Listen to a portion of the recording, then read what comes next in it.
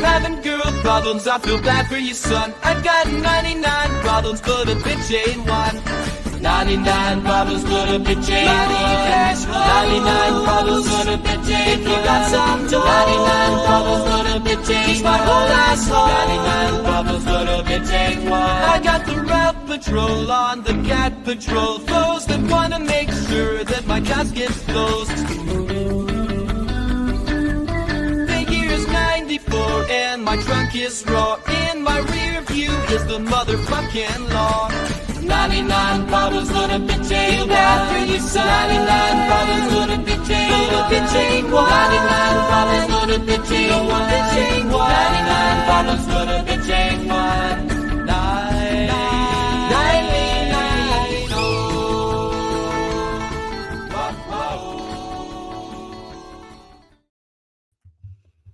Howdy, folks. Your host, Double J, here with my co-host, Nick, for the Occult Rejects. And welcome, Nick. How you doing, bud? What up? What up? What's going on? Good to see you guys. You too, absolutely. Looking forward to the conversation with our guest, Headless Giant. Welcome, Headless. How you doing, bud? Great. How are you guys? Excellent. I'm enjoying the fun-filled cold weathers of Little Port-au-Prince, Ohio. Nice. Well, they're probably gonna, start sacrificing a lot more dogs, keep the snow away. They're eating the cats, they're eating the dogs, probably some guinea pigs. So I like the topic of conversation you've suggested to convene our discussion here today. They're Headless. The Tesla Trump Tower or Trump Hotel firework display back on January 1st here. The cybertruck bombing just gets deeper and deeper into the mire of controlled opposition / psyop over and over again. And I think a lot of people have sniffed it out, but they have no idea what to think of it. So I think to start off with, just by going through a couple of the basic facts, we can tell that there has been a lot of evidence fabricated in this case already. And specifically in this case, we're seeing 2 simultaneous terror attacks with some very similar earmarks of mind control / NLP programming that really should be highlighted, because I don't know how much they can keep up this pace of operations. You know what I mean? Because these are pretty serious in showing how this mind control stuff works, how they can get out these messages, even if they're false, even if they're, partially false. If it indicates the method of operations, it can be broken down and you can stop this stuff. Unfortunately, what a lot of people in the truther community don't understand is that it's all open book. All you need to do is look into NLP, look into this programming stuff, and you'll start to see the earmarks and maybe even be able to track down the individuals involved in these cases just by how they program these unstable nut jobs. So hopefully we'll get into that a little bit. But do you want to give some basic facts on how this thing came to be? And we could talk about some of those facts. Let's do that. Right. Let's do that. But before we start there, and I don't know, I just like to address the classification of it as a bombing. Technically, to meet that definition, there must be some sort of concussive force produced by the incendiary object, right? I'm sure you know this from your years in the Army, right, Headless? And some Iraqistan deployments. I'm sure you got briefed on IEDs and whatnot and the functionality of these improvised explosive devices, which is essentially what we have in play here with this event here on January 1st, right? With Special Forces E8 Master Sergeant Army type Matthew Liv Isberger or Livelsberger or Matt Berg. He already has pseudonyms, multiple pseudonyms reported that he misspells. Variations of his own name. So I think that in and of itself is an interesting point, because if there's variations of the man's own name, and then looking at pictures of the man, the various, he looks different in almost every photograph, including the one that of his most specifically the military identification card, his cat card. It was apparently an indestructible cat card that was found inside the burnt out shell of the Tesla Cybertruck.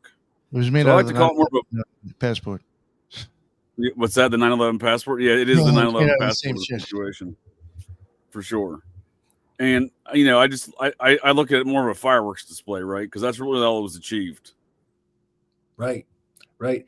Now, what type of fireworks and where they came from, we don't know. Apparently, these things are trackable, but they don't seem to be investigating too hard as of lately.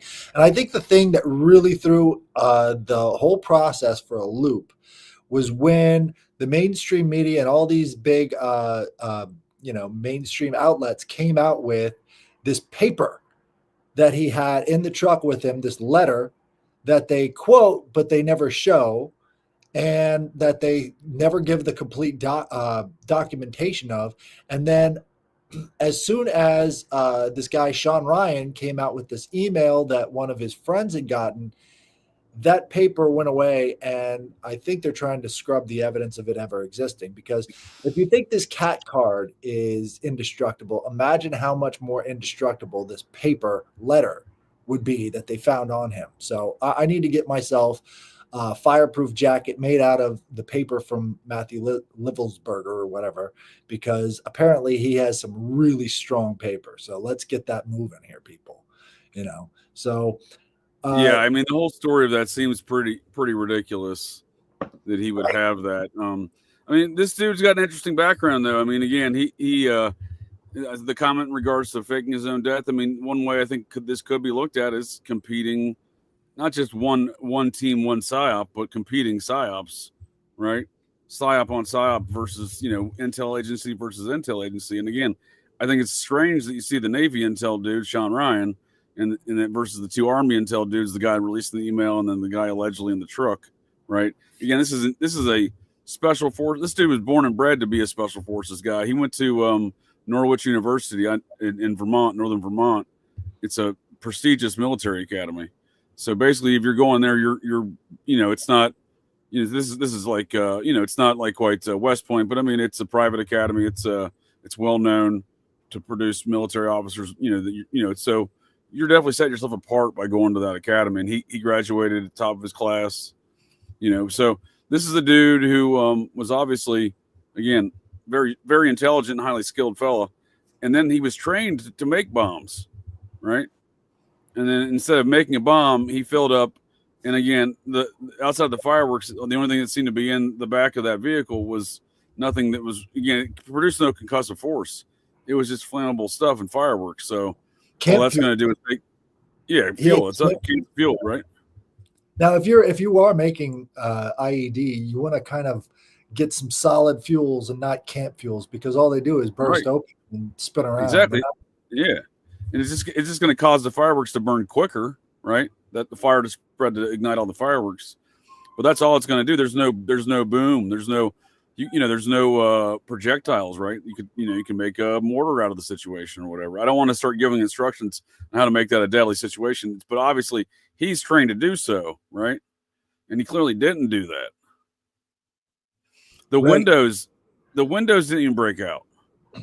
There's so many different factors in this that point to either a total mental breakdown or some type of incapacitating event that would cause him to have all the training that he had and then not use it if he was put into a situation like this. I mean, you could find people dropped into enemy territory who could do a better job of actual terrorism than this guy who had a lifetime of training. And another part of that lifetime of training, that he was on a TV show about special forces, and he's right. on a TV show.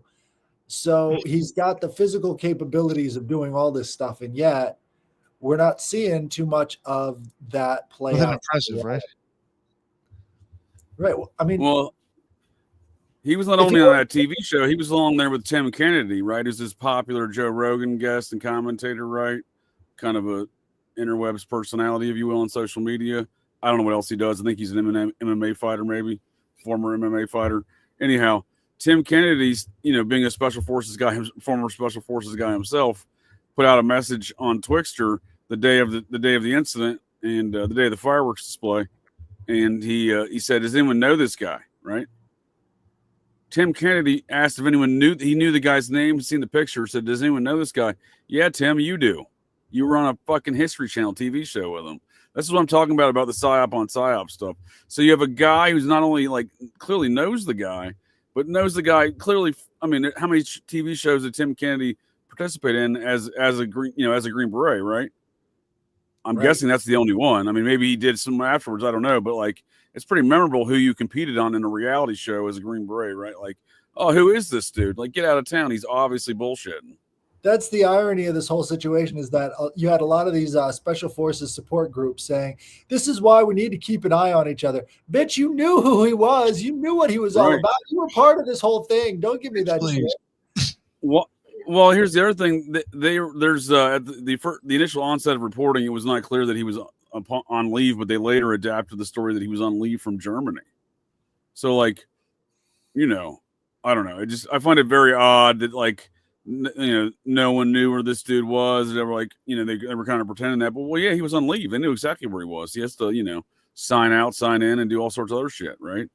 Right. Well, this should really bring into question a lot of things about Camp Death to America, because that camp has a very long track record of malinvolvement with all of the different terrorist activities and all of the different, just horrible psychological warfare. It's the epicenter of psychological warfare. Right. And we've got two of the people committing these acts now being, basically set loose. How many more are coming? And, again, a lot of people said very first thing is that this was a message to Trump. Maybe it was, maybe it wasn't a message from any of these terrorist organizations, but from the U.S. military itself, is we can release all the psychos. They're all programmed. They're all ready to go. All we have to do is just say the word, and here they come. And we can blame it on anybody. Right. I mean, look, the buttstock of this M16 or M4 burn up, but that paperwork didn't. So look at this picture right here, right? Like, this dude looks so much different.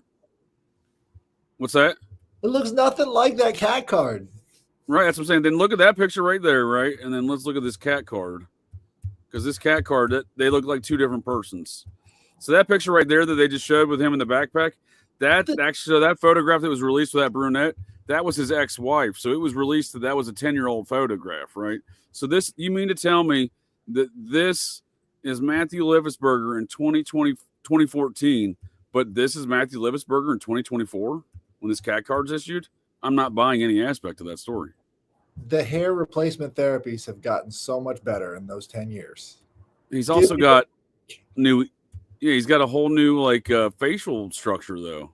You can't fake the ears. Those aren't the same ears. Give me a break.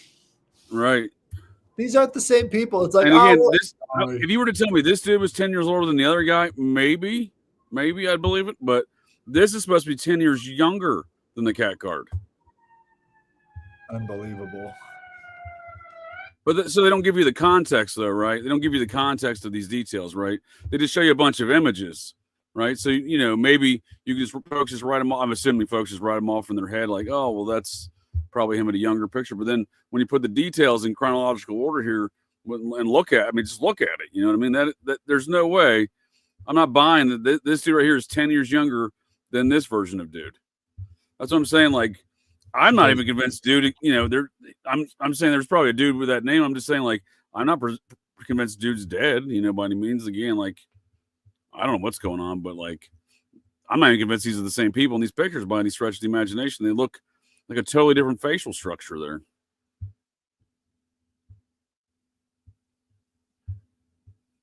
And then you got to believe also in the official narrative that let me find it here.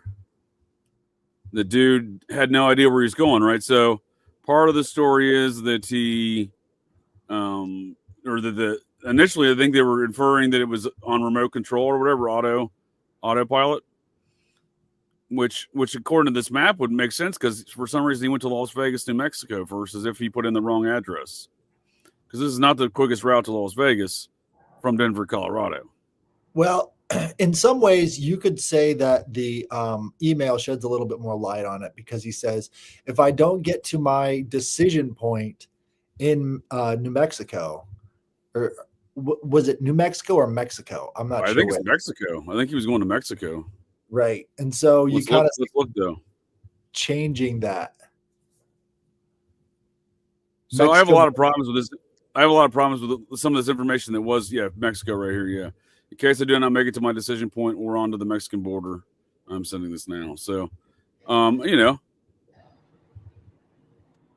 don't, to get to the Mexico border, I mean, he's just going literally straight down right here through Yuma will be the quickest route from Las Vegas along the western side of Arizona, down through Flagstaff and into Yuma on the old Route 66 here.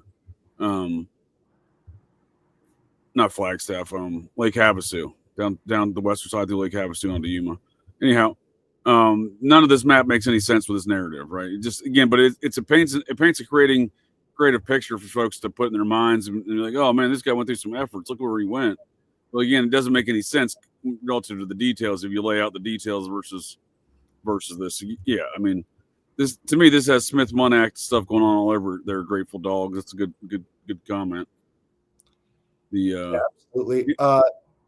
Especially that letter, because they came out with it so quickly and everybody quoted it, but yet not this letter, the other one that we don't have. The other one, right.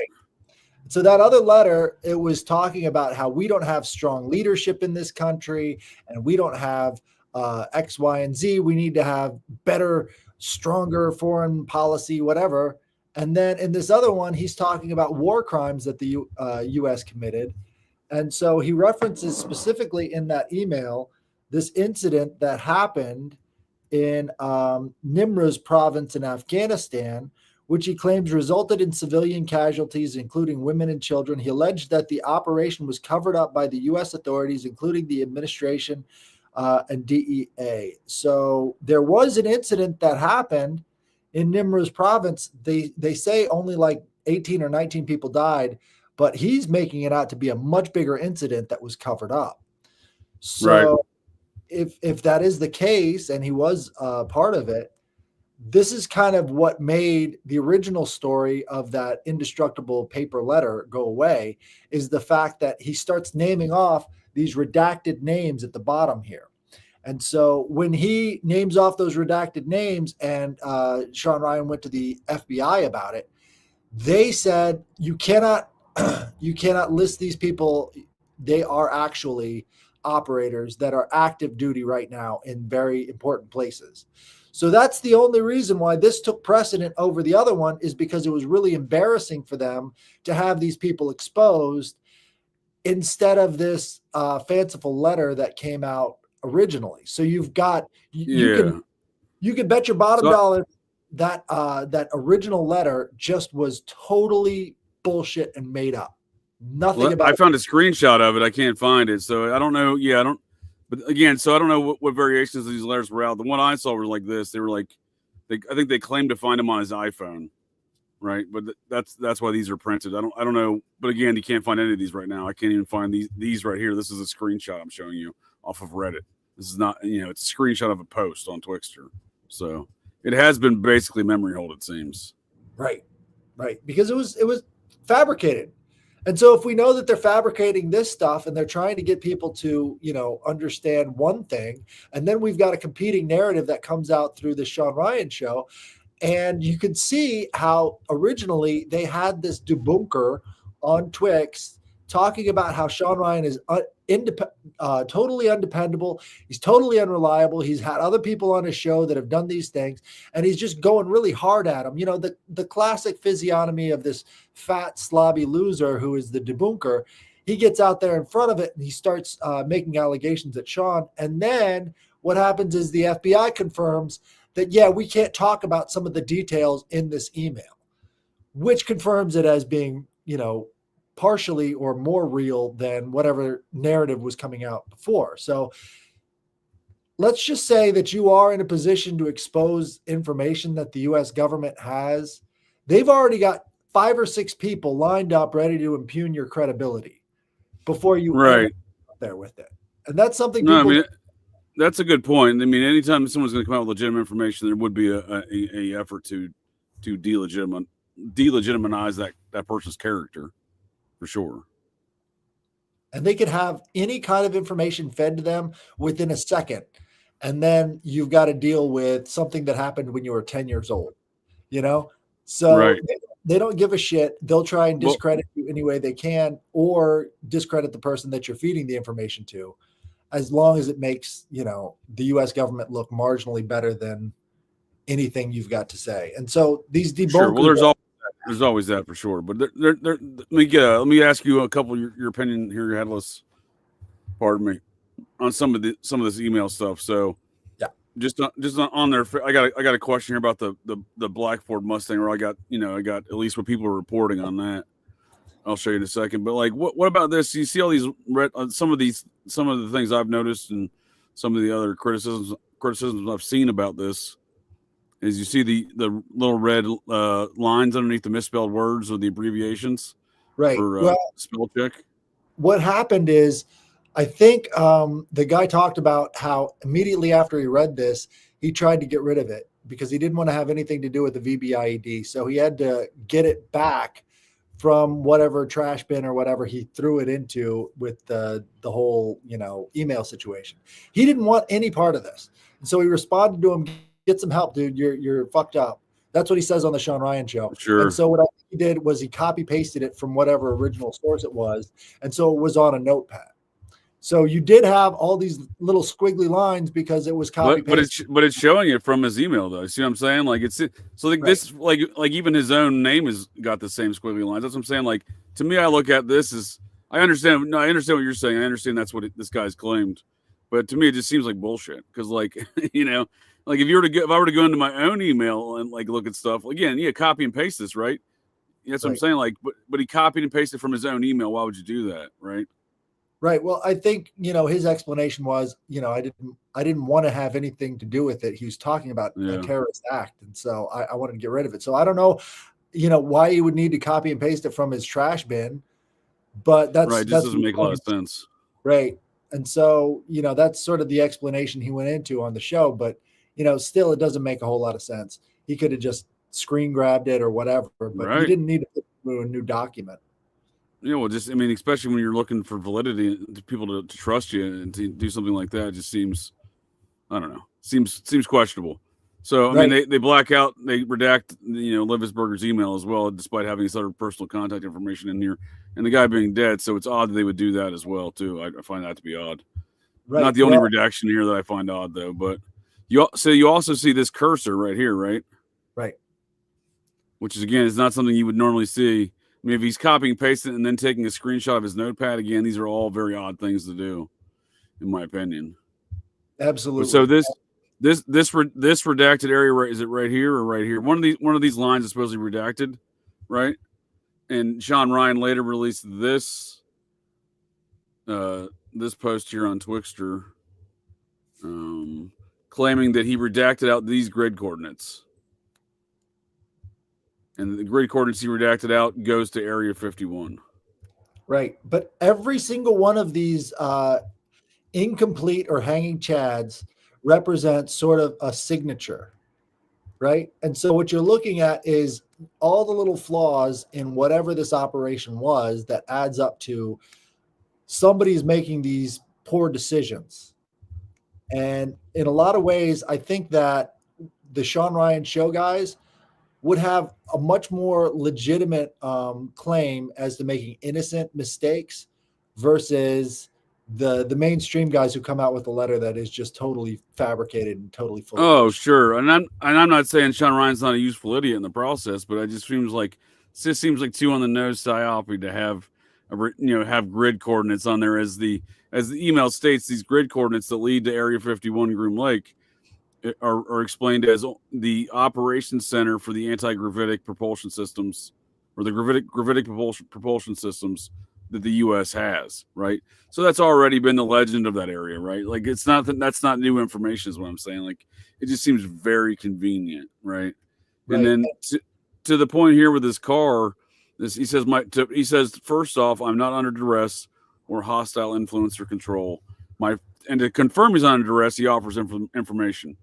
My first car was a 2006 black Ford Mustang V6 for verification, right?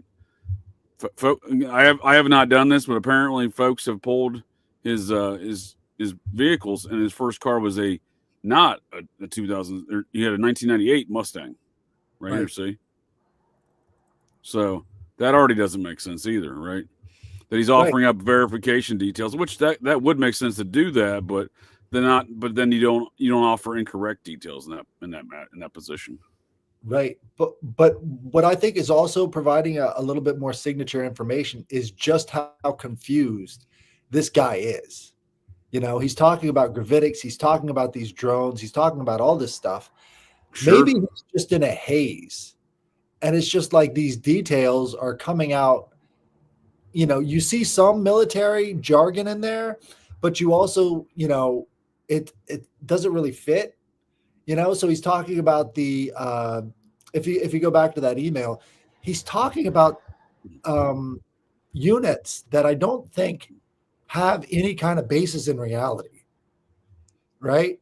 And so some of this stuff is just sort of like, what are you talking about? This stuff down here about the attacks in Afghanistan, right? U.S. for continued strikes. Where was it? Right here, yeah. U.S. for right. U.S. forces Afghanistan. Yeah, and there was one in there next to like CENTCOM. Civ casual, Civ. I can probably. Yeah, we'll go through it. Transcribe all this. What I'm talking about. There was one in there that was just like, what the fuck is that? AOBS commander at the time. No, was that it? That's probably area instead of AOR. They're probably using AOB, and that's a sector. Right. There was one in there that stood out to me. Yeah, and he's saying Gen. He's definitely not. He's definitely speaking in Special Forces lingo. I mean, to be full disclosure, this unit that he's part of, the 110th, the 110th Special Forces group out of their forward deployed out of the Fort Carson unit, right?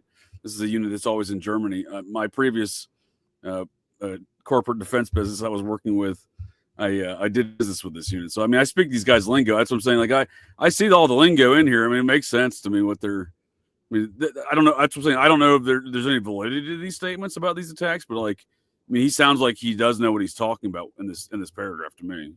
Right. And it's interesting because that paragraph right there, it kind of seems out of place with the rest of it, you know? It definitely does. Absolutely. Yeah. So there is something to it because of the fact that it is so out of place. He's talking about gravitic technology, and then he goes back to this knowledge of this strike, which did happen. There was a strike, but I don't think it was 65 dead or killed hundreds of civilians, right? And so there is some information there about this attack that exists online that is verifying that this thing happened. But he's saying hundreds were killed instead of just the casualties that were given. So yeah, I mean, I think it just adds to the kooky nature of the letter, right? Because then he drops it there, like, why is there a DEA special agent involved, right? Well, agent blank of the DEA, right? Right. Afghanistan has a lot of DEA agents, you know. Right, but it just adds to the cuckoo nature of the letter, right? This paragraph is kind of out of place. Right. Well, there is that point out the heavy lingo that most folks are not going to be able to understand. Right. Well, he knows who he's sending it to, or they know who they're sending it to.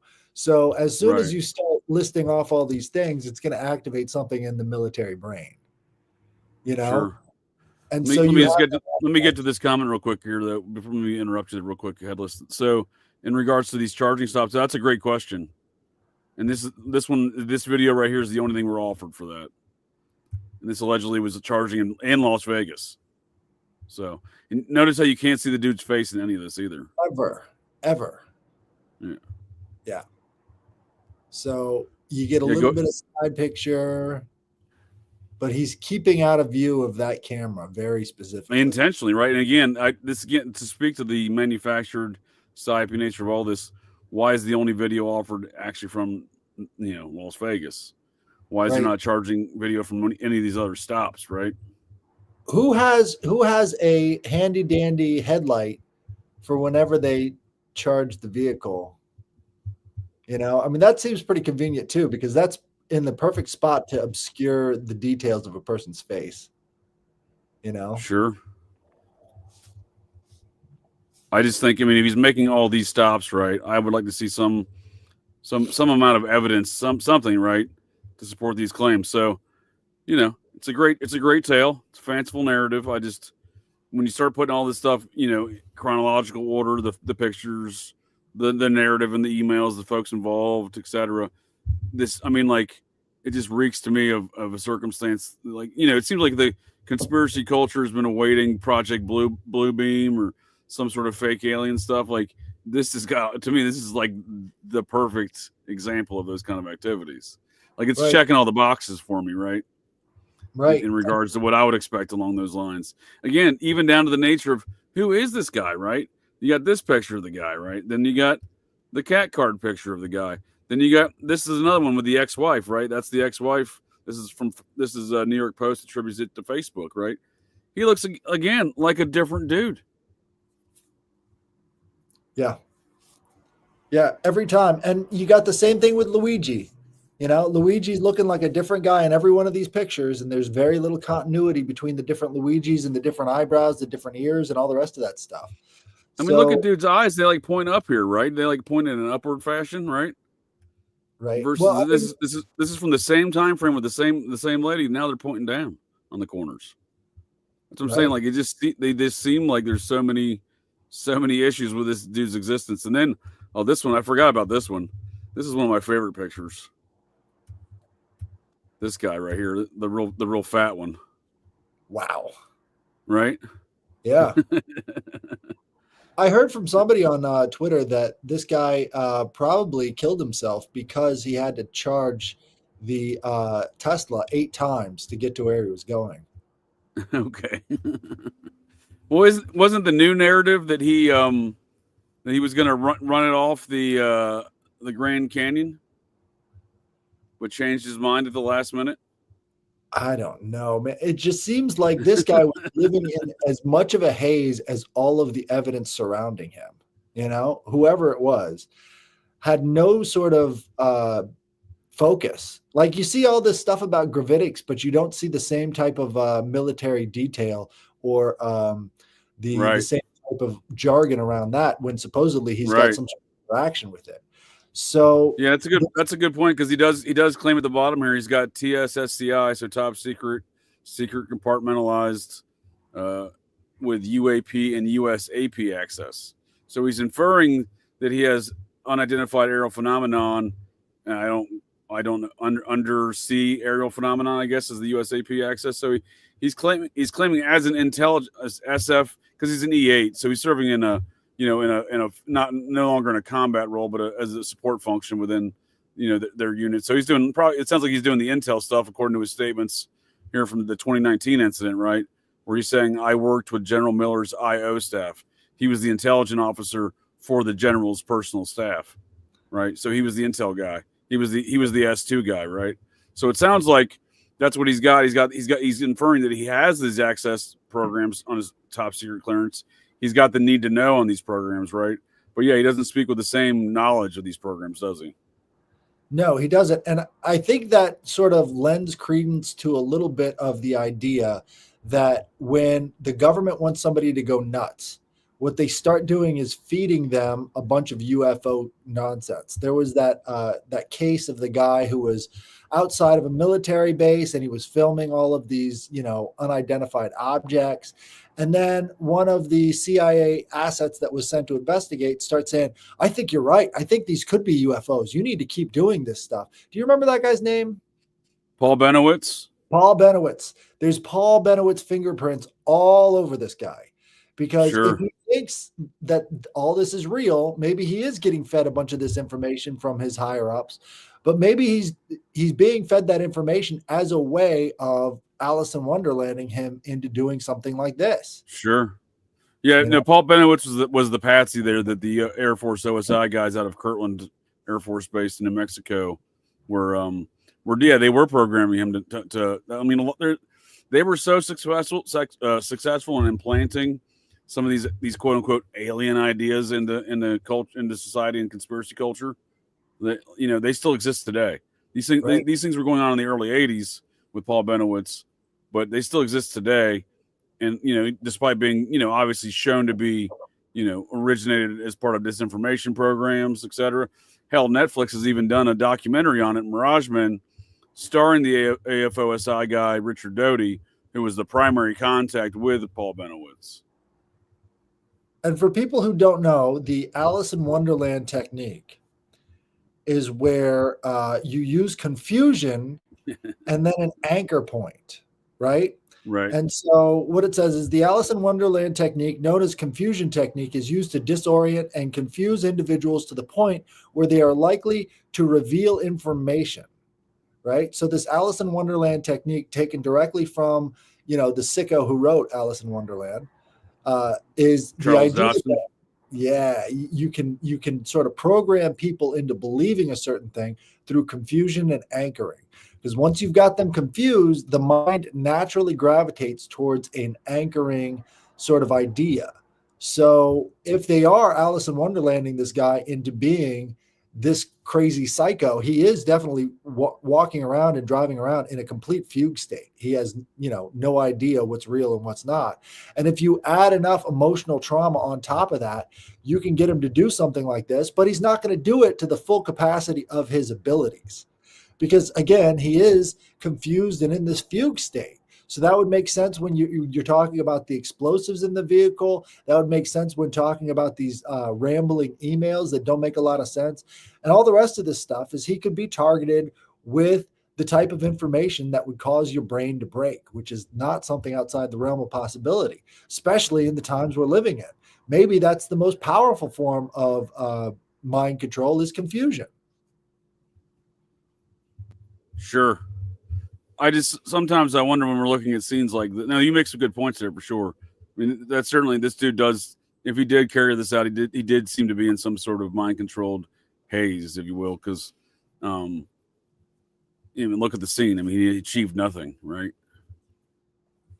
I mean, yeah. But again, so there's some videos that came out that showed a person sitting up in the driver's seat when the car ignited, right, and the fireworks went off. And allegedly, he took a Desert Eagle and took off his head, because if he's going to take a Desert Eagle to the head, that's going to eliminate a good portion of his entire cranium. Not to mention, there would be evidence of that gunshot in the surrounding areas. That bullet's going somewhere. It's going to shatter some things in the car, the metal or the glass, the high velocity and powerful impact of that round. Right. I mean, it's a fucking hand cannon, in a close range. It's gonna blow a huge hole in that car or the window, right? So there's been no proof of that. The video shows a guy sitting up, which seems to indicate that's not what occurred. There's no headless body lying over the steering wheel. So that all seems very odd. The lack of glass that's broken here, and there's no concussive force whatsoever involved in this, right? I made better bombs as a teenager than what has been, using some of the similar items, fireworks, camping fuel, that kind of thing, as to ignite some things. But you don't. Again, there's no concussive force. There's nothing to go boom here. It all just goes pop and burn, basically, because the fireworks, they went off immediately, and after that, you're just dealing with this fire. Right. And then immediately it gets used as an advertisement for the cybertruck. Oh, we're so good. It didn't blow anything else up. It's like, well, maybe your mind-controlled zombie didn't do as good of a job as he was trained to do. What if it was a Trump and Elon Musk backed psyop?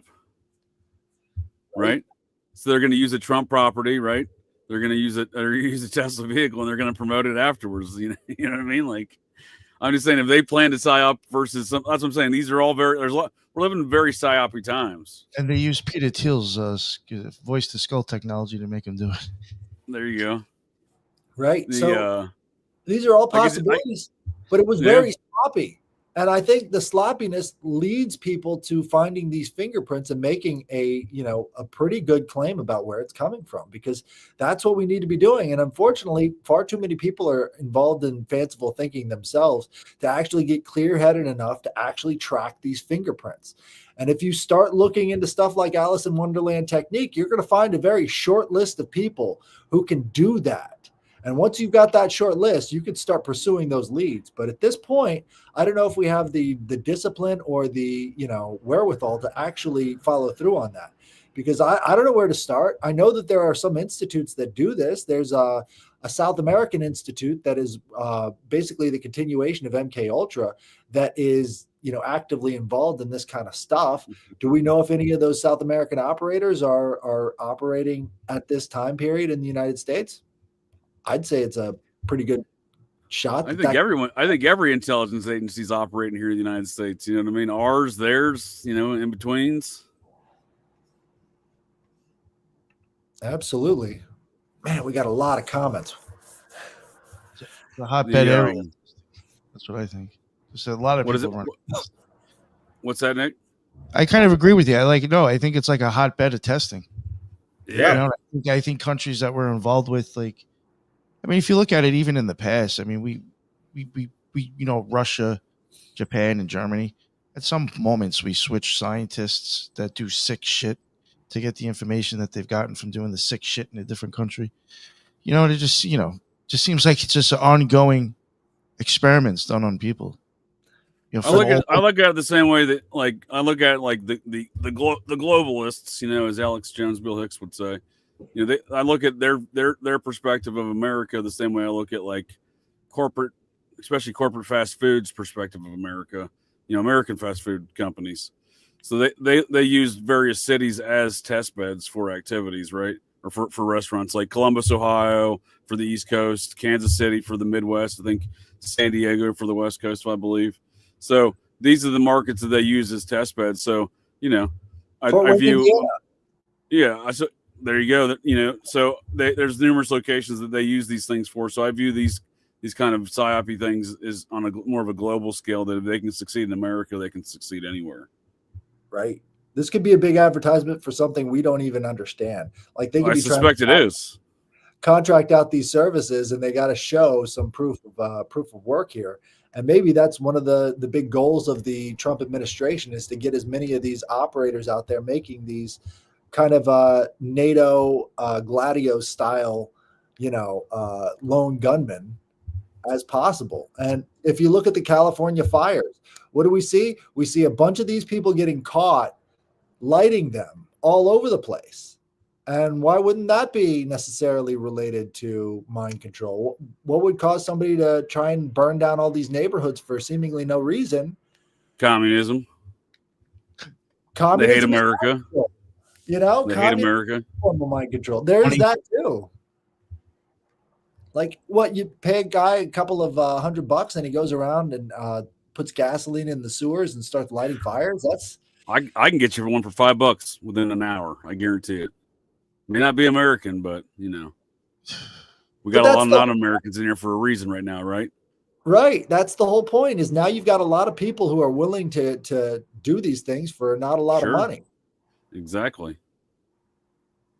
Maybe even just a snack. Here's a couple chips. Why don't you go toss some fire over there?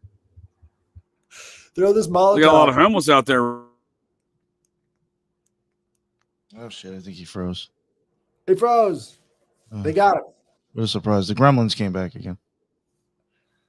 They're behind you. Yeah. But no, my back. Yeah, you're back. You're back. So you're back. I'm just saying, there's a lot of homeless out there too. Those are easy folks to get employed for, minimal efforts. Right. Again, all of this goes back to this. We are in a tumultuous time, but there are definite patterns to all of these attacks that really needs good examination. Sure.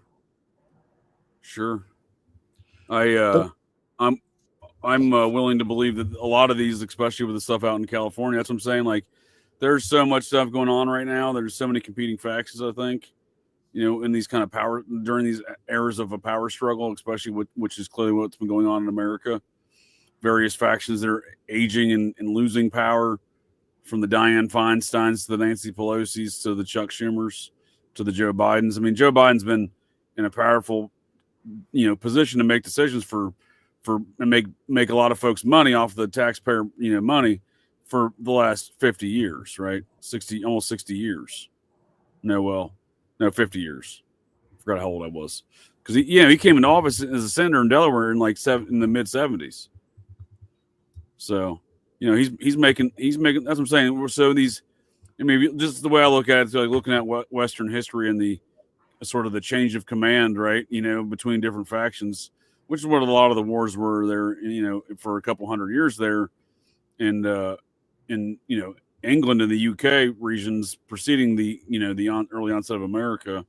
So very the Jacobite wars, for example, these kind of things. Very comparatively speaking, because you're dealing with the same factions essentially.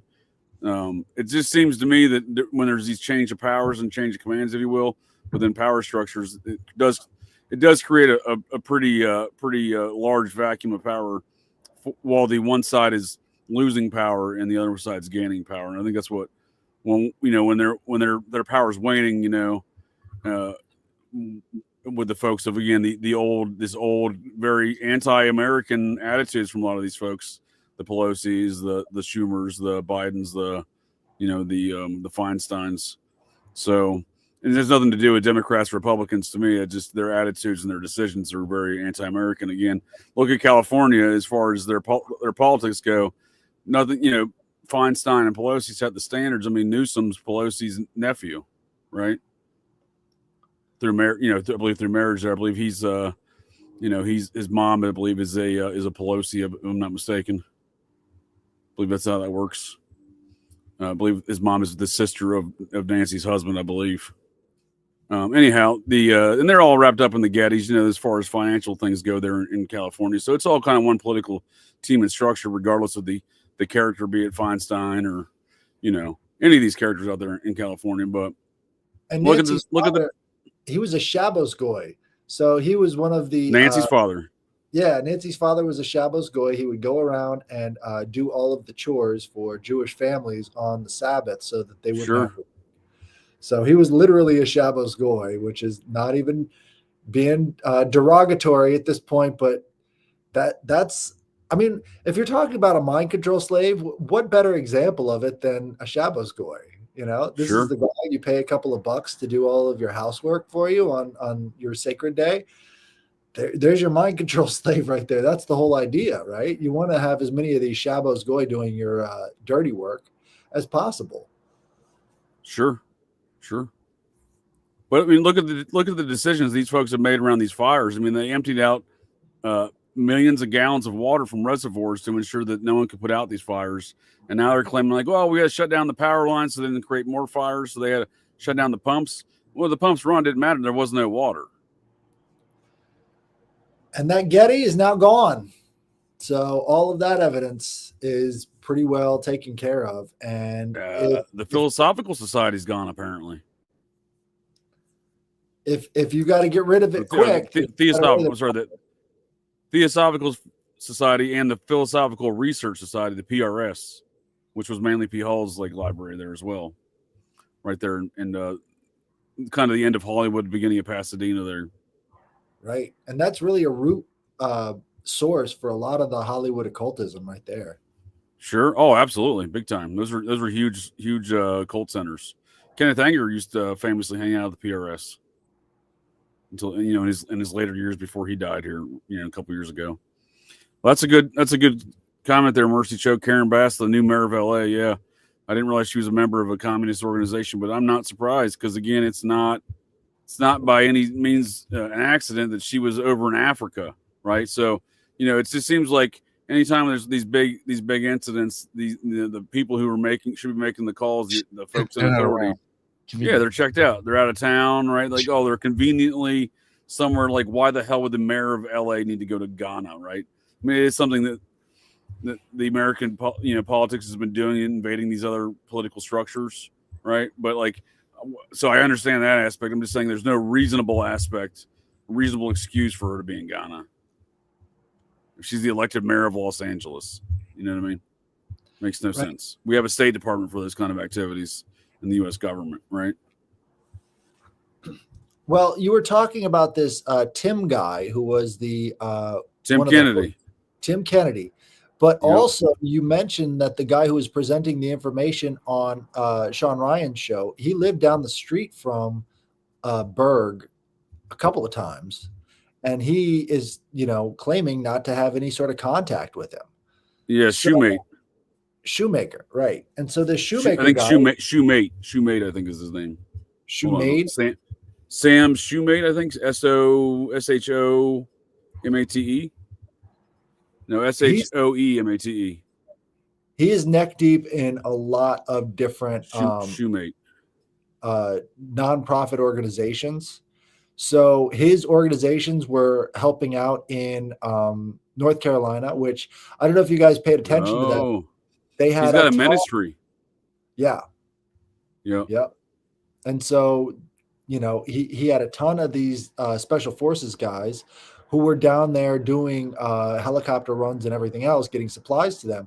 So there is this continuity of he's like on the front lines of these ops all the time, which probably is one of the reasons why this Berg guy would be in contact with him, is because he has the ability there to push this narrative stuff out onto the mainstream, because it was all these special forces guys that were getting the message out about how devastated North Carolina and that whole region was by Hurricane Helene. So that's his sort of is maybe I can get in touch with this guy, and maybe all this gravitic stuff. I think to get the conspiracy kooks attention and to get everybody to be like, well, this guy had to be nuts, you have to have that anchoring point. Is he thinks he's on the front lines of some UFO war between China and America or something. So, yeah, I'd like to point out something in regards to his Remnant Ministries that he runs. So when I first saw that and I looked it up, I mean, I Googled it here. The first thing that comes up is Remnant Ministries Las Vegas, right? Which is not the same, but it's strange that's what comes up first, right? Las Vegas. It's a seemingly unique name, Remnant Ministries, right? This is actually run by and owned by Randall Cunningham, the former NFL quarterback, Randall Cunningham. This one right here. I just think it's odd that there's a Remnant Ministries in Las Vegas, right? Randall Cunningham.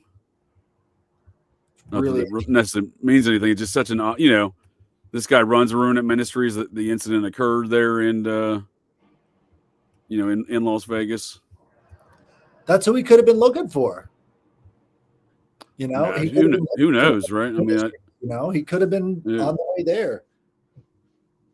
Decided to stop off at Trump Tower and take care of business beforehand, but who knows? Yeah, now I can't even find the Remnant Ministries. I'd searched this before; it came up right away, but now I can't find his actual website. Must be linked off of his thing here. Here we go.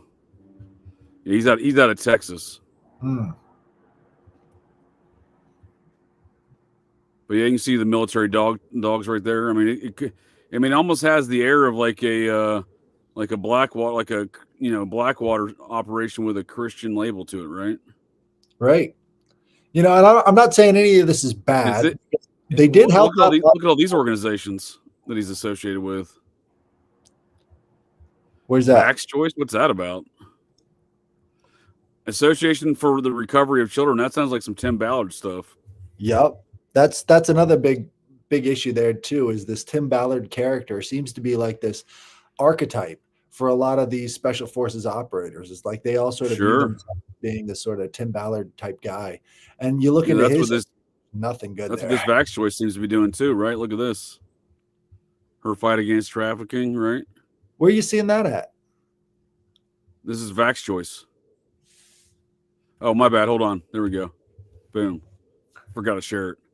Her fight against trafficking, right? This is when I click on that Vax Choice link, this is what it brings me to. Something called Clout Hub, but it has events. That's what I'm saying. This dude seems like, the more I look at this guy, it seems like he's in some strange activities. And what a name like Vax Choice to have at this day and age, right? Well, I mean, I'm on the fence about all the Sean Ryan characters as being legitimate or one of these, inner people. But if you want to start getting your enemies tied up into a lot of unwinnable court battles, this is how you do it. You just start sending them a bunch of emails from your psychos, and then the psychos go out there and do something, and now there's a linkage, you know? So this could be part of that secret war that's happening. Is basically you want to get as many people tied up in talking about, you know, security and security clearances and everything else. So, but it looks like they're pretty well funded. Like there's no doubt about that. They've got the funding to go out there and do a bunch of stuff. And so, yeah, that Blackwater kind of feel to it is it definitely does. Oh, working with Homeland Security. Look at all that stuff. That's the thing to screen grab right there, because that's what they're going to start having to get rid of. Because some of these are definitely not on the up and up. How do they spring up like this? You know, I mean, this is not new. This has been happening for a while. Right. Yeah, I mean, imagine they're funded, right? They're just funded through probably some black money. Well, you know, all of these nonprofits basically thrive off of black money, because this is how you wash it. This is how you you get it right back into your organizations. This is how you pay your dirty tricksters, right? Jazz through nonprofits. Jazzle Baz. Let's look at that. Yeah, these aren't real names, right? Sharky Baz. Like, what are you talking about? This isn't a real name. This is their pilot. Look at it, like Buttafuoco. Sharky Baz. I can make it bigger here. Where's the photos of Basil Baz? Basil Baz? Here we go. What? Is this Sharky? Oh, man, Sharky doesn't look very Sharky, does he? This looks like kind of a bitch. What is this Baz family? Yeah, right. What kind of surname is that, right? These sound like made-up names, don't they? He founded this in 1993, Basil Baz. In 2019, on invitation of the White House and DOJ, Baz introduced ARC's legislative initiative involving severe penalties for those who sexually exploit any child under the age of 18 in the U.S. Well, that's interesting. So it sounds like they might have been getting financed by some of those executive orders under the Trump administration. Right. Where were these guys on the southern border? Like, I'm not seeing, because, you know, normally what they do is they go out there with their film crews and they have these big, you know, we're taking care of the kids stuff. Oh, is this former Mets pitcher Ron Darling? I don't think so. Now, I understand there's not a lot of promotion with these people, is there? The not quite the Tim Ballard bravado here. We got a former head of security for Fluor Corporation. They're a big defense contractor. Looks like rising to the rank of colonel. This guy served in the Army. 82nd Airborne, Fort Bragg. Yep. You know, that could be the linkage right there, is that they already have all these organizations set up from 1991 onward, and then they can start to profile some of these people coming out of the special forces and use them like the useful idiots, you know? So if they want to get a message out, if they want to advertise, you've got this parent organization that can then, you know, wind up and then let loose any of these mind control slaves. And then you've got, on the other side, you've got the useful idiots that can then put out the messages you want them to say. For sure. This guy was deputy chief of station and quote unquote plank owner of the original bin Laden task force. Oh, man. Yeah. So he's a former CIA guy. Bin Laden task force, like, you know, for decades before that bin Laden raid, you have all these conspiracy theorists talking about black helicopters that don't make any noise, and they were all called crazy. And then all of a sudden, you know, 2010 rolls around and they've got a black helicopter that doesn't make any noise, and they just sort of let it out there like a fart in church, but nobody asked any more questions about the stealth helicopters, you know. Sure. Well, a fart in church has more concussive force than the Tesla car bomb there at Trump Tower. That's but true. I stand corrected on Sharky here. Sharky was a badass, apparently. He's retired major from the U.S. a Special Forces Group, Green Beret. He was a shark. Yeah, he was a shark at one point in time. Basil Baz co-starred as the commander of Raymond Reddington's paramilitary group on NBC's The Blacklist.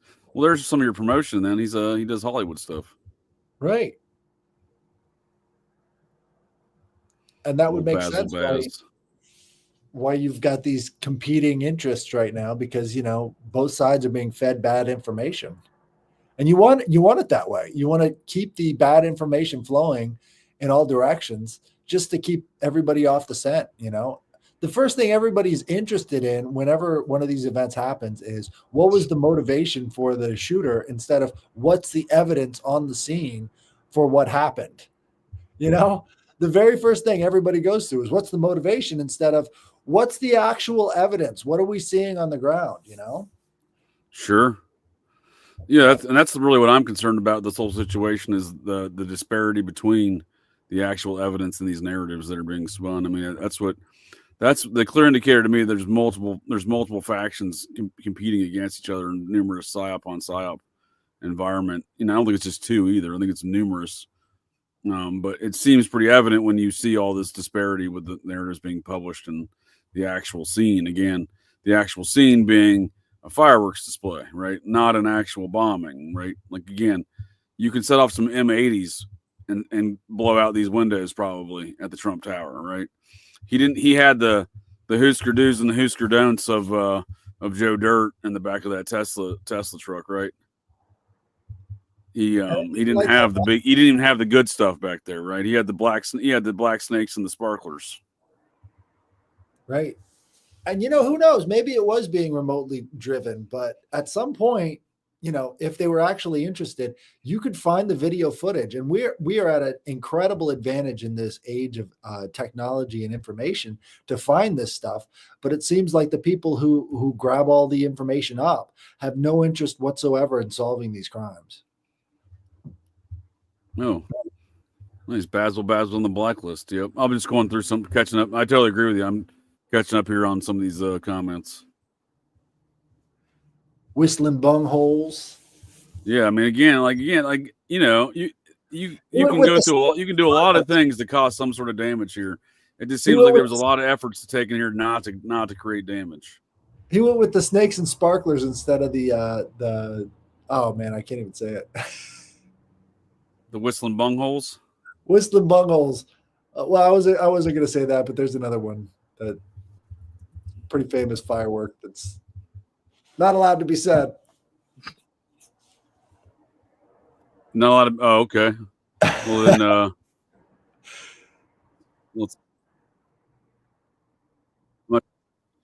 then, There's so much money involved in this operation, and yet the execution went totally. Look, we're broken twigs. There we go. But this is the modern age. This is northern Arizona, so that clearly homeboy stopped here on his stand. Yep. Clearly, homeboy stopped here at this fireworks stand to pick the stock up there, right, with the snakes and the sparklers. We're calling him Joe Dirt. He's no longer Matthew Liffelsberger. He's Joe Dirt. Because this was northern Arizona, that's the route homeboy took, right? That's why he had to go the long route from Colorado to Vegas. He had a very specific fireworks stand to stop off at. He was on a pilgrimage to get his snakes and sparklers. Right. Oh shit! Play it! Come on, man! You want to watch? There was this guy in my unit in 2003 who was obsessed with Joe Dirt, and he would watch it every night. He thought it was. Oh yeah. And you know what? When you're in the desert and you're watching the same movie over and over again, they get funnier after a while because you're remembering everybody else. This is 2003.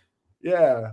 Yeah, I deployed with a guy on team in 2003. One of my fellow sergeants on the deployment.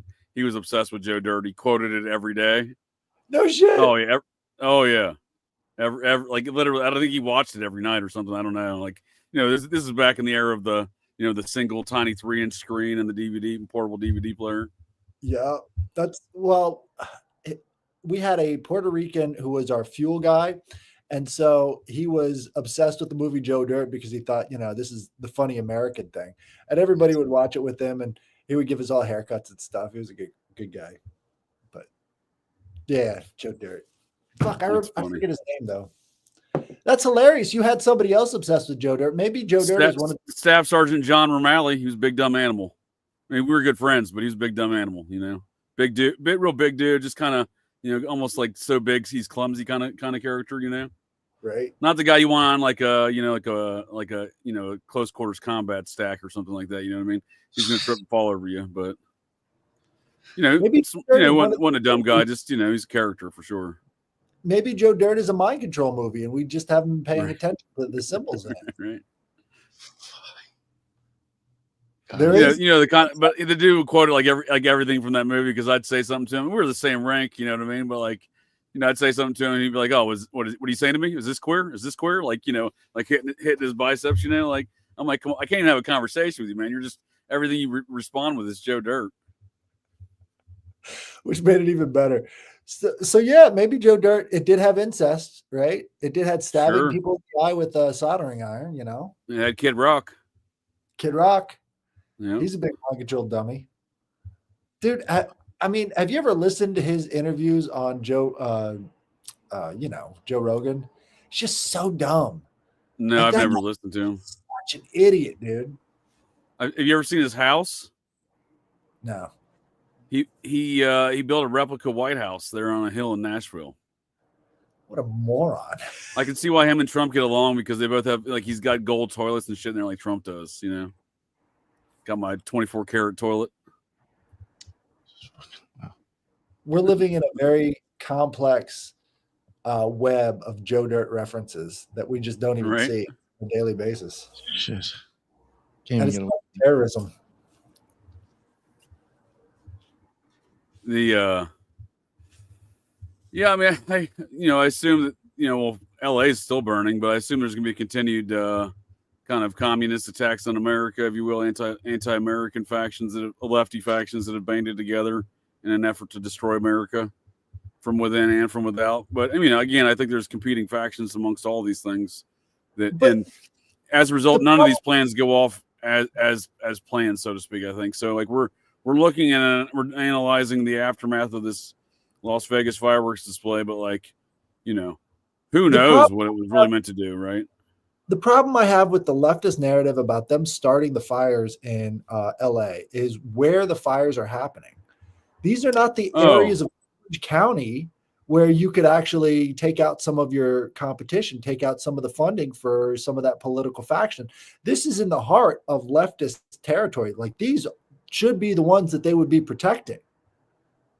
Right. But it's the same narrative that was spun around the Tate Polanski murders, right? Murdering the stars to get attention, right? So I mean, again, if you are an anti-American group, multiple groups that have banded together to destroy America, and you're losing control of your power in America, you're gonna make an effort to. I think you're gonna make an effort to put on to showcase your skills and what you're willing to do to maintain that power.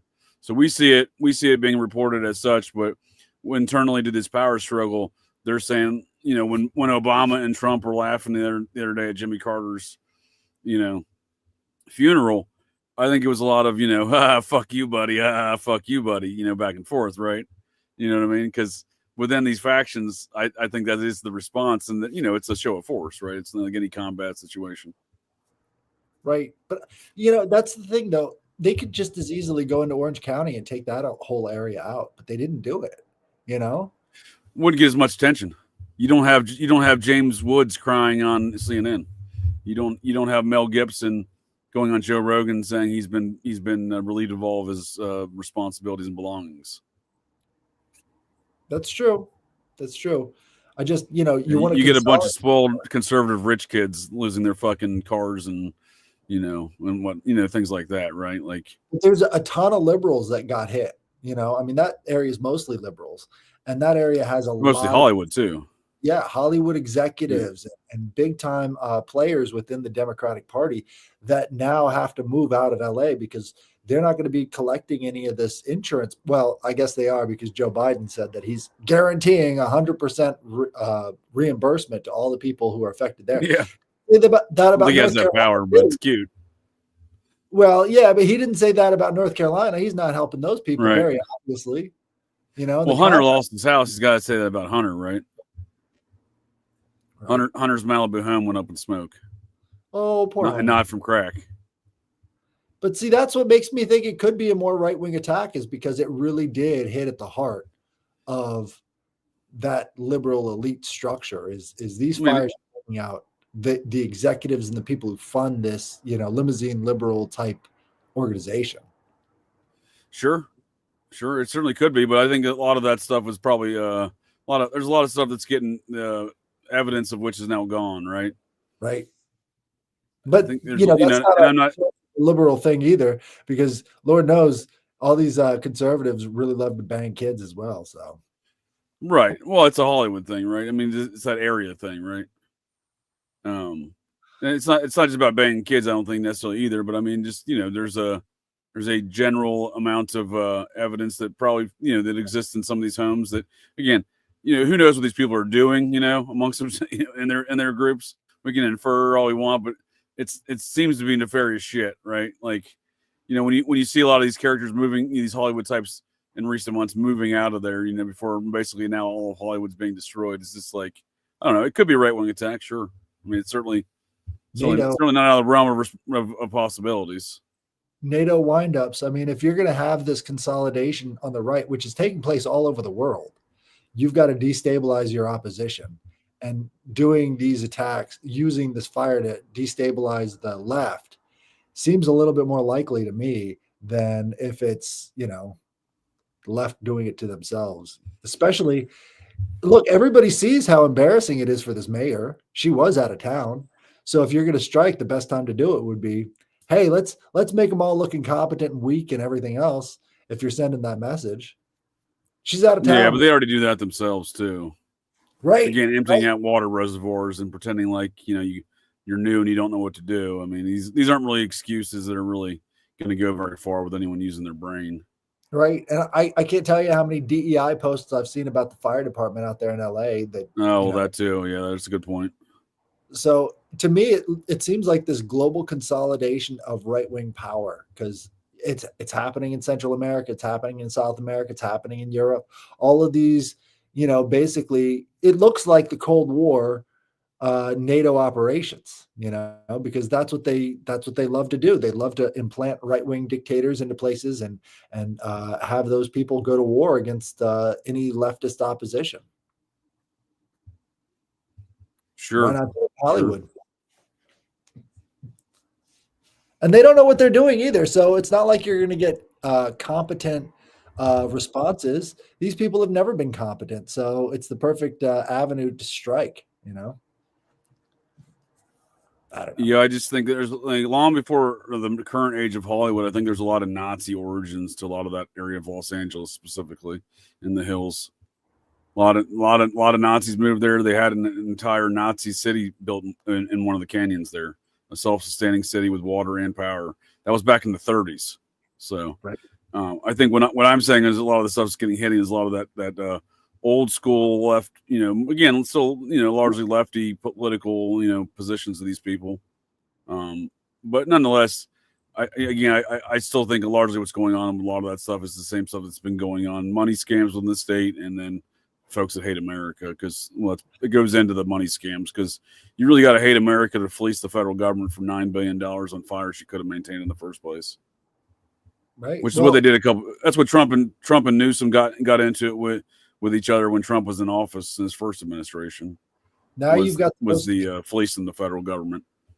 Now you've got the most expensive properties in all the world now being sold off for pennies on the dollar. So if they're not trying to get in on that, I don't know what you could say about them, because Lord knows all of this stuff goes back to real estate. You could make that argument all day long, is that this is a real estate scam, and they're trying to buy these properties up from people who have just had everything stolen or burned out from under them. So sure, fuck it. I wouldn't be surprised if that's a big part of the quote unquote cleanup of it.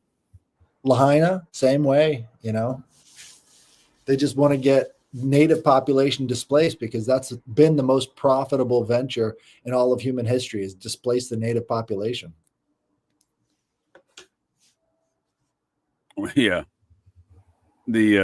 I'm not sure if those people are native to any planet whatsoever. Those people lived in the Pacific Palisades and whatnot, but They were living there, so it makes them kind of... well, we were talking about an incident last night with the alien hybrid fellow from back in 2015 that died in the Pacific Palisades. It was some sort of, again, hiding all these weird parapolitical activities in that area, right, that have been rampant there for decades, you know, that operate within the Hollywood circles for reasons, but not necessarily in Hollywood, right? And this guy had millions of dollars, had a home there in Pacific Palisades. I mean, he had all the hallmarks of a spook, and his cover story was telling women that he was an alien hybrid. There were a lot of questions about that guy. Do we know if the studio where weird scenes in the canyon was taken out by these fires? Yeah, I don't think the fires have hit. They didn't make it to they hit Runyon Canyon, which is the canyon next to Laurel Canyon, but I don't think they've hit Laurel Canyon. They kind of got it. I mean, I can bring up a map, but last I looked, they had it kind of sectored off at Sunset. So Sunset's kind of right there by Hollywood Boulevard, and then you got, you know, so everything north and to the east of that, right, was affected. That's why, like, the Theosophical Center, the Philosophical Research Society, I think all that stuff through Pasadena and Altadena was all basically toast. Right. And I think they're trying to protect a lot of those Hollywood Hills. I mean, Bel Air, you know, Beverly Hills, these things aren't being touched by these fires. They're, you know, on both sides of these areas, but not yet, at least. Right. Which should show you how directed it is. I mean, if it is as easy as you say it is to get these homeless people to go in there and start torching people, why isn't there more? You know, because if you drop a bunch of cash in this area, you'll have a bunch of these homeless people going up to the hills and starting fires. Well, there's been lots of videos I've seen of folks trying to get up into the hills. They've been blocking off the entrances. So if you can't get up there, you know what I mean? Because they got a fire truck or a police cruiser sitting there, then that's what it seems like it's been going on. Right. And there really is, you know, a lot of those places only one way in and one way out, like to get up to Griffiths Park and stuff like that. That's what the fires were affecting. You know, there's really only one way in and one way out up there to the top. Griffiths Observatory. Now, it looks like they just started evacuating Brentwood, though, so it's getting over there in the Beverly Hills and Bel Air. So, I mean, at the rate they're going, there may not be Los Angeles left, you know. Try not to smile when you say that. All right. I mean, I have a deep distaste for most activities that I've witnessed come out of that city and the times I've been in that city. So, it's understandable. Yeah. There's a little bit of that angle of God's wrath at this point. It's, fuck these. That's what I'm thinking, right? You know, because literally, like, when was I there? I was there. It must have been 2019, I think, for one of my dude's weddings. Who lives there in Los Angeles? He's over in Westchester, like on the backside of the airport, so he's nowhere near the fires. He's, you know, closer to the water than in the airport than anything else. But I was there for his wedding, and I literally saw a dude shit on the side. A homeless fellow shit on the sidewalk, and then run out of family with his arms in the air, screaming at him. You know, like we literally had to intervene. Me and a couple other dudes, because like the father, it was a father, like a mother, and like two kids. Like, you know, we just pulled over and started yelling at the homeless guy, and he stopped. But like he's like, these people are frightened, like they were clearly tourists, and this dude's like, he's got his pants down, he's got his shirt on, he just shit on the sidewalk. He's, you know, that's what LA is to me. Like, that's one of my lasting memories of LA. I mean, I've been there plenty of times before then, but I'm just saying, like, you know, that's what LA's turned into these days. That's the Netflix logo for you. Right. Right. Some crazy old bum shitting and screaming at people. Man. I mean, San Francisco is not any nicer. I mean, there's a significant amount of turds on those sidewalks too. No, it seems like the entire California experiment has shown what a huge failure it is, you know? And I don't know, is there no way to get it back without having a little bit of a homeless reformation? I don't know. I think these homeless people would be, you know, happy enough to have a couple of bucks from burning down multi-billion-dollar houses. Why not, you know? Let them at it. I think so. I think they'd be willing to do that. A lot of them would. But, you know, a lot of these homeless people are victims of this same type of traumatic mind control, and that's really what puts them on the place. Can't handle it anymore. And so Oh yeah, that's the dude that was in Pacific Palisades. So this house is gone. That this all went down. That's what I'm saying. Like, there's probably a lot of evidence that went down in Pacific Palisades that are not just kid diddling stuff, right? Like, I mean, there's a lot of other weird shit that went down there. Oh yeah. Authorities' tentative conclusion, right? Tentative, is that Jeffrey Allen Lash was a rich eccentric so caught up in this make-believe world of spying that his fiance believed it too.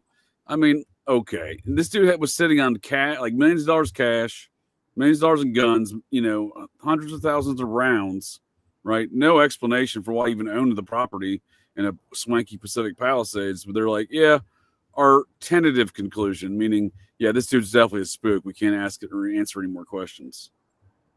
Yeah, which goes back to Livelsberger, something about this whole UFO psyop is making people a lot of fucking money, and we haven't really figured out exactly what that is yet.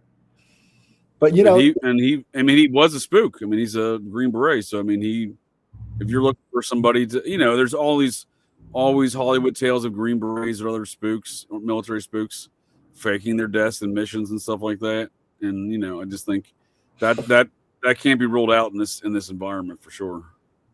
And that the other angle to all of these, messy fingerprints is maybe he wanted to get as much attention to his supposed death as possible so that he could sheep dip himself and get the fuck out of Dodge. Right. Yeah, it's certainly going to make for an odd. I mean, this is how we're starting off 2025. It's certainly going to make for an odd year. I fully expect it to get even weirder. His DNA didn't match his kid, which is something on the Sean Ryan show when they were talking about this. The FBI, didn't know what a VBIED was. They kept asking, you said that word VBIED a couple of times. What is that?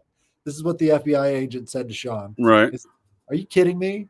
And then also they said, don't tell anybody, but we found out that his DNA doesn't match his kids. And it's like, why would you even say that if I'm not supposed to say that to anybody? So it seems like it was being fed to them in a certain way, because immediately after they made that reference to his kids not matching his DNA, it came out all over the news. It came out everywhere. So, I missed that detail.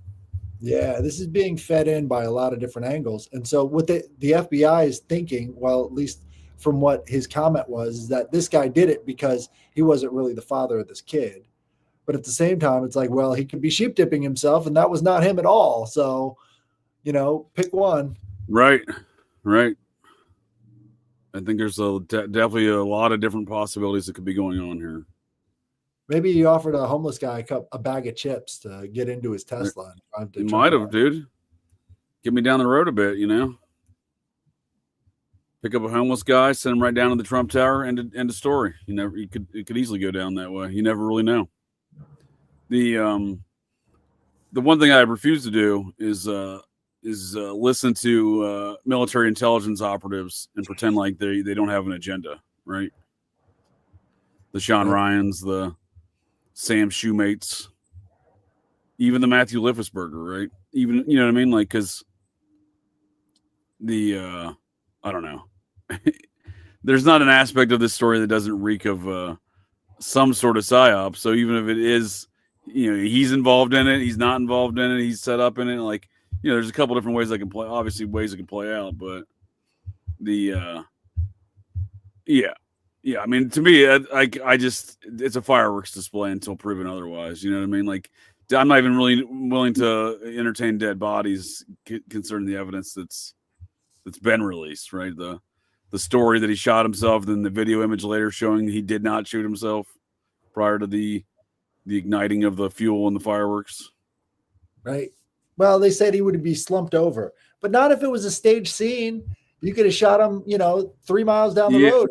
Thing driving. I don't think he was using a 50 cal Desert Eagle though either to do that. If he did, because he wouldn't have a head. He used. That's what they say. I mentioned earlier. They said, the guy wouldn't have his head left. Yeah, it would be that's a fucking hand cannon. Part of the shoulders might even be gone. It'll take out an elephant. It's like using like a street cannon and shoot yourself in the head with. Yeah, that's what I'm saying. Like there wouldn't even be a head there left. Right. Yeah, I told you mentioned that before, and I was like, that in itself just makes it sound fucking silly. you wouldn't be able to see through the window. All the guts and everything would be everywhere. Right. You know? Right. And honestly, there could be even a huge hole out the top of the fucking car. That's what I'm saying. There would be a substantial hole. It would blow. It wouldn't be like a tiny bullet hole. It'd be like it would punch a hole through there like the size of a fist. You know what I mean? Like it would be a big hole. I think so. Yeah. That's crazy. Yeah, 50 caliber. Those things are no joke, man. Yeah, and then again, there's the concussive force of that would have easily shattered the windows of that Tesla, let alone probably, possibly even the windows nearby with that on the door there, or at least cracked them, right? Because again, their concussive force, especially in an enclosed environment inside that car, that's going to be a very powerful force. Yeah, there's no way you shoot yourself in the head and there's no evidence on the inside of the vehicle, especially while they're doing the frame by frame showing the beginning of the explosion. Right. You would see a ton of, and there's just absolutely none of that. So why are they telling us that he did this? Who's constructing these flimsy narratives to sort of send people down all these rabbit holes? That's exactly what I think is going on. It's sending folks down all these rabbit holes. They're Alice in Wonderlanding us. It is kind of that way, isn't it? So I'm trying to find a good demonstration of the Desert Eagle here, real quick, just to show the power of that round. Well, I mean, anytime you're firing that inside of a vehicle, there's no way that people don't hear it because it is incredibly loud. And if that's not on any sort of recording, Use the pillow. Right. Yeah. Yeah, I can't find one in an enclosed environment. I'm looking for something. I can find stuff that shows the power of the bullet, but I was trying to find something that had a enclosed environment so we can see the concussive force of what it does. Like even a 9mm in a car, you're shattering the glass. Yo, I was gonna say, you know how loud that's gonna be? Yeah. That's fucking loud. You'll hear those things getting shot blocks away. Oh, easily. That's what imagine that inside of a car. These videos suck on YouTube for showing the destructive force of this round, but it's substantial. I've never shot a Desert Eagle. I mean, I've shot 50 cals. I've shot 50 cal sniper rifles. I've shot 50 cal Modus. The M2. Yeah. Right? Yeah, the Modus. The vehicle mounted 50 cal. Those are fun. Dude. Oh yeah. Well, I mean, so you've shot those then, Headless. So you understand the full-blown destructive nature of that round. I mean, obviously you're getting a little bit more force. So the more bullet grains out of that. The bullet is like that big. The whole round is like that big. And it's it's great. Yeah, you're getting a little bit more destructive force out of that with the powder in those rounds versus the pistol round, but nonetheless, you're gonna understand that thing's. Yeah, the idea to me, the idea that would even go off, and there wouldn't even not only just that, but the scene. So it's Las Vegas. We get limited shots, right? I found one eyewitness, right, standing inside the lobby of the hotel. I mean, completely unimpacted by the blast of the fire in the fireworks display. But what I would like to see, what I would think would be I've never been to a Vegas hotel and not seen 36 people standing outside in the valet, 24 people, bringing bags back and forth bellhop style, right? And there's no other eyewitness videos of the immediate aftermath of this situation. We just get one image from a security camera and one image from a cell phone inside the lobby. I would like to see more evidence, because if you hear a gunshot, you're going to react to that. So you would almost expect some folks, maybe, a lot of folks are quick to get their phones out with stuff like that. You would expect someone to be prepared to take more footage, but there really hasn't been anything that's come out that I've seen.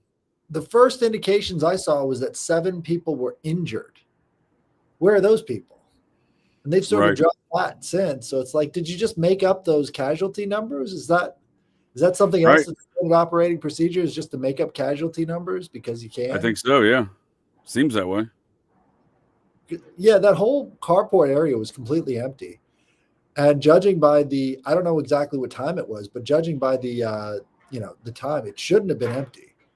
There's absolutely no reason for that to be. Should be some activity out there. Right. People waiting for, because you can't, if you want to catch a cab in that town, you got to go to the cab and valet stand. You can't just go catch a cab or an Uber. So that's what I'm saying. If you're leaving that hotel or coming or going, you're likely going through that main entrance.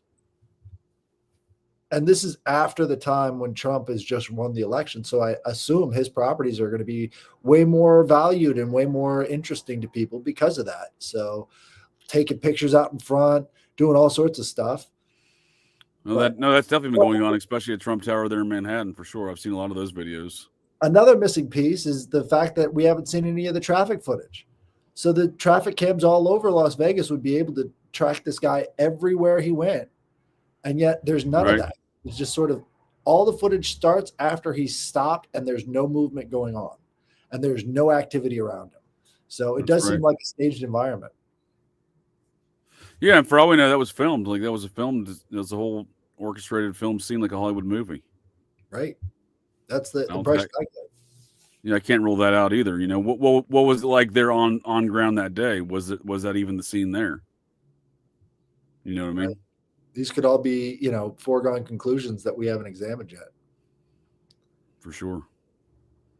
But it'd be interesting if anybody lives in Vegas, go out to the Trump hotel and get some footage of the scorch marks, because I assume that there would be massive amounts of damage to the roof of that carport.